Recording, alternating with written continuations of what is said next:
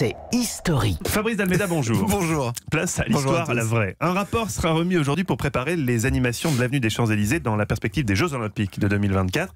Mais comment cette avenue est-elle devenue la plus belle avenue du monde ? Tout a commencé en 1616. La régente, Marie de Médicis, fait aménager une promenade au-delà du jardin des Tuileries. Ces terrains étaient marécageux. Elle y plante 1600 ormeaux en rangées suivant quatre voies, pour donner à cet espace, entouré de grilles, une allure italienne. On l'appelle le cours la Reine. Mais la vraie avenue est dessinée plus tard. Oui. En 1664, Louis XIV et Colbert chargent le jardinier André Lenôtre de compléter les abords des Tuileries et du cours la Reine.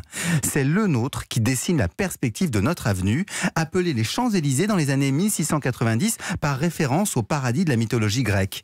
Des dames de petite vertu s'y promènent déjà. Mais longtemps, cette voie reste isolée entre des espaces verts.